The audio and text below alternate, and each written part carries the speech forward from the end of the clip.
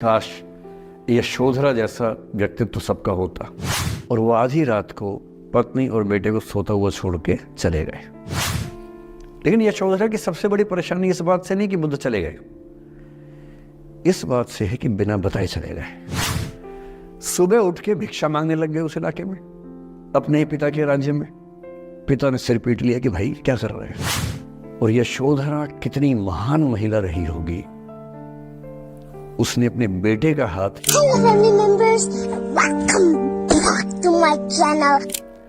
हमेशा दूसरे के पर्सपेक्टिव से भी सोच के देखिए कि उसको ऐसा क्यों करना पड़ा। क्या पता कोई मजबूरी हो, कभी कभी होती है।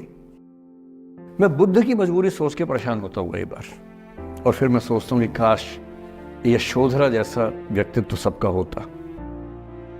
बुद्ध की रियल कहानी क्या है शायद किसी को नहीं पता। मैं जिस कहानी की बात कर रहा हूँ, मैथिली शरण गुप्त नाम के एक बड़े प्रसिद्ध कवि ने यशोधरा नाम की पुस्तक में वो कहानी लिखी है, भूमिका में जिक्र किया।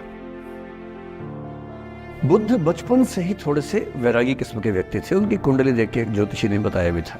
माता पिता बहुत परेशान थे, शुद्धोदन उनके पिता का नाम था। माता पिता ने बहुत कोशिश की कि इस बच्चे का मन विरक्त न हो। अच्छा महल बनवाया, सारी सुविधाएं दी। जैसे ही बुद्ध थोड़े से किशोरावस्था में आए, उस समय की दुनिया की सबसे खूबसूरत महिला से, लड़की से, यशोधरा से उसकी शादी करवा दी। यशोधरा के पिता ने काफी एग्जाम लिए बुद्ध जी के, वो सारे एग्जाम में पास हुए, तब जाके शादी हुई। ऐसे नहीं हुई, शादी हुई। तो बुद्ध भी ठीक था, रमे रहे उस जीवन में। बेटा हुआ उनका राहुल। अब बुद्ध की विरक्ति का भाव बढ़ता जा रहा था। 29 साल की उम्र के आसपास ऐसा हुआ कि उन्होंने एक मृत व्यक्ति को देख लिया, एक बूढ़े को देखा, एक भिखारी को देखा, एक बीमार को देखा। विरक्त हो गए और उनका मन हुआ घर छोड़ दूं, ज्ञान की खोज में चला जाऊं। अब ज्ञान की खोज में जाएं, उनको पता है कि भाई मेरी पत्नी भी है, मेरा बेटा भी है, राज्य भी है, कैसे छोड़ दूं। छोड़ना जरूरी है। अंदर की आवाज है कि छोड़ो, तुम इस चीज के लिए नहीं बने हो, तुम्हारा स्वधर्म कुछ और है। बाहर की जिम्मेदारी है कि छोड़ नहीं सकते। मैं अनुमान करता हूं कि बुद्ध ने शायद अपने पिताजी से कहा हो कभी कि पिताजी मैं बहुत परेशान हूं, छोड़ना चाहता हूं। तो पिता ने समझा बुझा के मना किया होगा कि बेटा शोभा नहीं देता, ऐसा मत करो। हो सकता है पत्नी से भी बात की हो, पत्नी ने भी कहा हो कि ये क्या बात हुई, हम सबका जीवन तुम पे टिका है, बच्चा अभी बिस्तर से भी नहीं उतरा है, अभी तो चलना भी नहीं शुरू किया है, तुम ऐसी बात कर रहे हो। इसका जिक्र नहीं मिलता इतिहास में कि ये बात हुई कि नहीं हुई। और एक दिन बुद्ध ने तय किया और वो आधी रात को पत्नी और बेटे को सोता हुआ छोड़ के चले गए। इसको बौद्ध परंपरा में महाभिनिष्क्रमण कहते हैं, बुद्ध का अपने घर से निकल जाना। अब बुद्ध चले गए, लेकिन मैथिली शरण गुप्त यशोधरा के पर्सपेक्टिव से बुद्ध को देख रहे हैं। यशोधरा बहुत परेशान है, भाई पति चला गया है, बच्चे का पिता चला गया, मजाक थोड़ना है। राजा परेशान है कि उनका उत्तराधिकारी चला गया है। यशोधरा इतनी परेशान है, बहुत लंबे समय तक छंद आते रहते हैं कि वो कितनी बेचैन है, कितनी परेशान है। लेकिन यशोधरा की सबसे बड़ी परेशानी इस बात से नहीं कि बुद्ध चले गए, इस बात से है कि बिना बताए चले गए, भरोसा नहीं किया। और वो अपनी सहेली से कहती है, सिद्धि हेतु स्वामी गए, यह गौरव की बात। मुझे गर्व है कि मेरा पति इतने महान काम के लिए गया है। सिद्धि हेतु स्वामी गए, यह गौरव की बात, पर चोरी चोरी गए, यही बड़ा व्याघात। सखी सखी वो मुझसे कहकर जाते, कह तो क्या वो मुझको अपनी पथ बाधा ही पाते। क्या मैं रास्ता रोकती उनका? उसके मन में ये मलाल है कि बिना बताए चले गए। वो इस भाव को लेट गो नहीं कर पा रही है, परेशान है।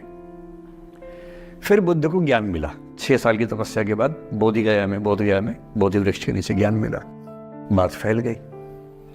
जो 5 शिष्य बुद्ध को छोड़ के भाग गए थे उनके बुरे वक्त में, उन्हीं 5 को बुद्ध ने सबसे पहले ज्ञान दिया सारनाथ में, जिसको धर्म चक्र प्रवर्तन कहते हैं। बुद्ध की ख्याति बढ़ने लगी। शुद्धोदन ने बुद्ध के पास, अपने बेटे के पास कई लोगों को भेजा ये कहने के लिए कि भाई यहां भी तो आओ, हमसे भी तो मिलो। बुद्ध का ऐसा प्रताप था कि जो उनके पास जाता वो बुद्धम शरणम गच्छामि हो जाता, वापस ही नहीं आता। तो फिर शुद्धोधन ने बुद्ध के बचपन के एक दोस्त को ये कह के भेजा, भैया मैं जानता हूं तुम वापस नहीं आओगे, पर प्रभावित होने से पहले बोल देना कि पापा याद कर रहे थे। तो वो गया, उससे वायदा निभाया, हो तो गया, बुद्ध के संग में दीक्षित हो गया, पर वायदा निभा दिया। तो बुद्ध ने कहा जरूर जाऊंगा, पिताजी की आज्ञा है तो जाऊंगा ही जाऊंगा। बुद्ध पहुंचे अपने कपिलवस्तु, जो अपना इलाका था वहां पहुंचे। पूरे कपिलवस्तु में, नेपाल सिद्धार्थनगर से नेपाल जाएंगे तो नेपाल बॉर्डर पे कपिलवस्तु है, मैं देखने गया था वो जगह जहां बुद्ध पैदा हुए थे, बड़ा सुंदर स्थान है, आप भी जाकर देखें कभी। तो बुद्ध पहुंचे रात को, एक धर्मशाला में रुके।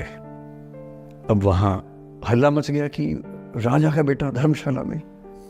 बुद्ध ने कहा भाई मैं देखो राजा का बेटा बन के नहीं आया हूं, मैं बुद्ध बन के आया हूं। सुबह उठ के भिक्षा मांगने लग गए उस इलाके में, अपने ही पिता के राज्य में। पिता ने सिर पीट लिया कि भाई क्या कर रहे हैं। फिर बुद्ध ने सूचना भिजवाई कि मैं बुद्ध हूं, बेटा हूं संयोग से, ठीक है मैं आ रहा हूं मिलने के लिए, पर मैं बुद्ध होके आया हूं, मेरी चर्या है, नियम है, मैं भिक्षा से ही जीवन जीता हूं। ठीक है, पिताजी ने कहा चल कोई बात नहीं। फिर बुद्ध गए पिता से मिलने, पिता से मिले, सबसे मिले, भरी सभा में, लेकिन यशोधरा नहीं आई मिलने के लिए, लेट गो नहीं कर पा रही थी। उसके मन में दर्द था, छुप के क्यों गया, बता के जाता।